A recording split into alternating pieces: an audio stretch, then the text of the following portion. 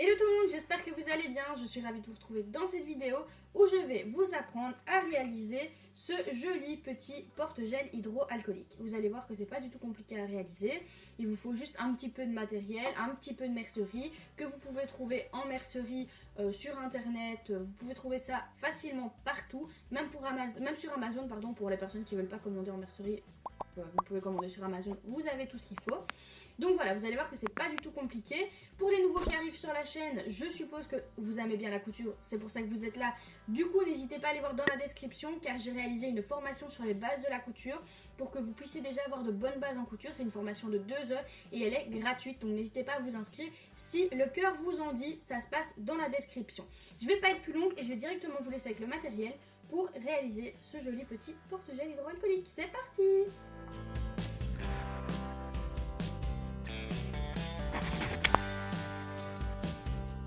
Pour réaliser votre porte-clés de gel hydroalcoolique, vous allez voir que c'est très simple, il ne vous faut pas beaucoup de matériel et en plus de ça, vous allez pouvoir utiliser vos chutes de tissu. Alors, comme vous pouvez le constater ici, vous avez besoin des patrons que vous allez pouvoir retrouver en dessous de la vidéo, donc vous aurez le lien pour pouvoir télécharger ces patrons. Ensuite, sur le patron, vous pouvez constater qu'il est écrit ici qu'il faut couper 4 fois. Ça veut dire que vous avez besoin de 4 morceaux. Donc j'ai fait 2 cerises et 2 blancs, mais vous pouvez très bien faire les 4 de la même couleur sans aucun souci. Ici, vous avez donc le petit rabat pour le porte-clés. C'est écrit qu'il faut le couper 2 fois, donc j'ai bien ici mes 2 morceaux. Ensuite, bien sûr, une paire de ciseaux tailleur pour couper votre tissu. Le petit crayon que vous pouvez voir ici ou une baguette chinoise, si vous avez une baguette chinoise, va vous servir à retourner le rabat donc une fois que vous l'aurez cousu. Ceci, c'est pour pouvoir justement attacher votre porte-clés sur un sac ou même autre chose, une trousse ou n'importe quoi. Mais ça va permettre de l'attacher. Et alors ici, on peut constater qu'on a aussi besoin de petites pressions. Alors, les petits boutons pression se mettent avec cette machine à boutons pression que vous pouvez voir juste ici. Et les ronds que vous avez signifient les emplacements où mettre vos boutons pression. Alors, je les ai mis là juste à titre informatif, mais bien entendu, vous pouvez les placer où vous le souhaitez. Et vous avez également besoin de petites épingles. Maintenant que vous avez le matériel, on va pouvoir commencer directement à coudre. Première étape pour coudre, on va donc prendre ici notre rabat, le positionner comme ceci, endroit contre endroit, l'épingler, et ensuite on fera pareil avec les autres. Donc ici, on épingle.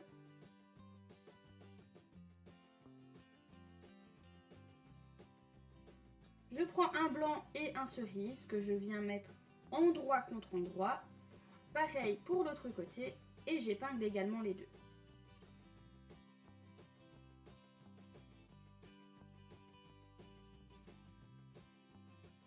Alors, il y en a un qu'on va fermer complètement et qu'on va uniquement laisser une partie ici sur le côté de libre pour pouvoir le retourner.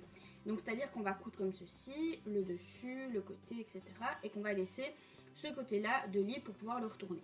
Celui-ci, donc vous choisissez celui que vous voulez bien sûr. Ce qu'on va faire ici, c'est qu'on va tout simplement coudre d'abord notre rabat et ensuite on viendra l'introduire à l'intérieur et seulement une fois qu'il sera introduit à l'intérieur, on pourra coudre de la même façon que l'autre qu'on a fait juste avant. Comme ça au moins, on prend directement le rabat en sandwich dans la couture et pour après, au moins le rabat est déjà cousu à l'intérieur. Donc première étape pour récapituler, on va d'abord coudre notre rabat et ensuite on passera à la deuxième étape que je viendrai vous réexpliquer bien en détail pour que vous puissiez justement ne pas vous tromper. Pour le rabat, on va le coudre en U. Donc on va commencer au-dessus, point pivot, faire le petit côté, point pivot et le grand côté. On laisse donc un petit côté ouvert pour pouvoir le retourner bien entendu. Les valeurs couture sont comprises dans le patron, donc on coud bien à 1 cm de valeur couture. Petit point d'arrêt à la fin et au début. Je suis sur une aiguille standard de taille 80 vu que je couds du coton. Alors au niveau de ma tension, je n'y touche pas et au niveau de mon point, je suis en point droit en longueur de point 3.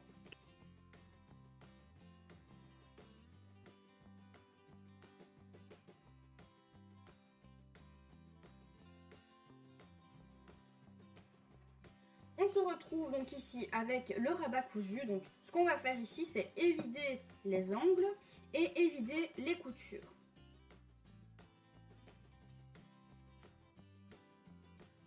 Alors, pourquoi on fait ça? Tout simplement pour pouvoir avoir des angles bien propres et pour que ce soit bien droit.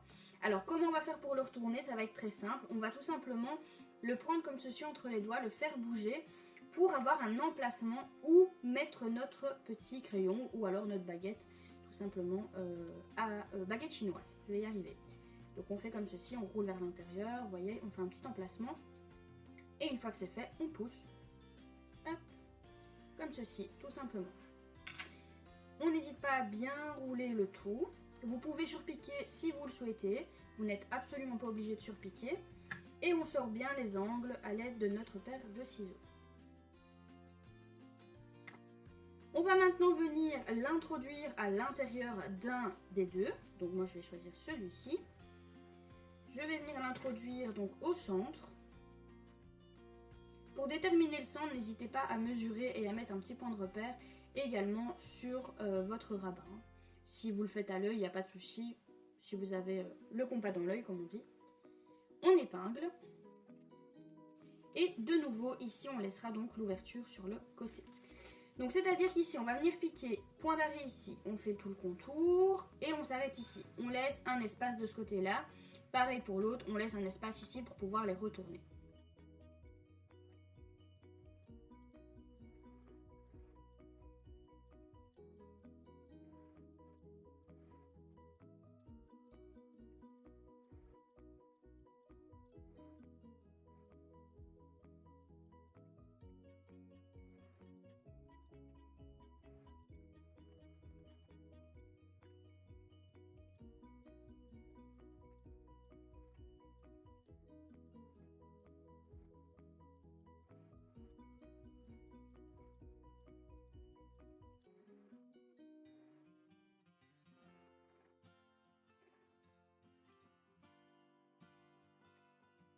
On a maintenant cousu donc les deux côtés pour notre porte-clés.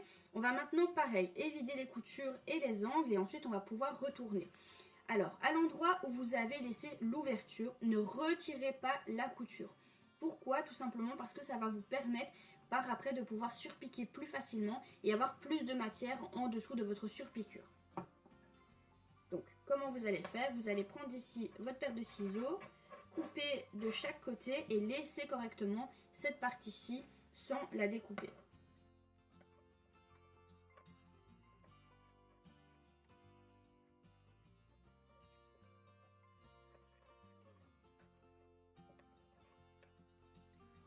Maintenant que c'est fait, vous pouvez retourner les deux.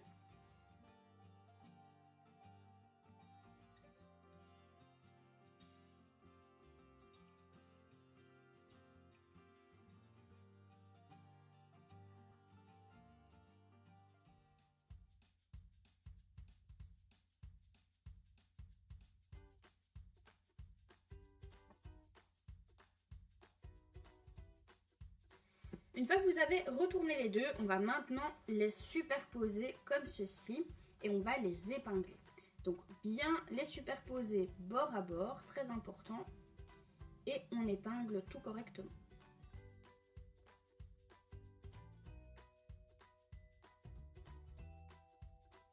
Au niveau de l'endroit où vous pouvez constater ici que c'est ouvert, c'est là où il y avait le trou. Donc on vient rentrer à l'intérieur et on roule comme si la couture était fermée. Et bien entendu, on fait pareil pour les deux côtés.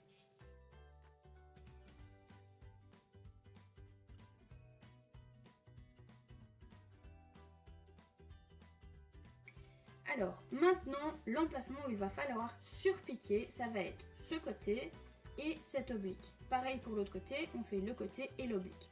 Surtout pas le bas, surtout pas le haut. Ça va vous permettre en fait tout simplement de venir glisser votre gel hydroalcoolique à l'intérieur et qu'il puisse ressortir par le petit trou juste ici.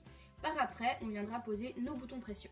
Pour surpiquer correctement et avoir vraiment une surpiqûre qui va se trouver au bord de votre ouvrage, je vous conseille de vous positionner pratiquement au bord du pied presseur et de déplacer votre aiguille vers la droite. Petit point d'arrêt au début et à la fin et c'est parti.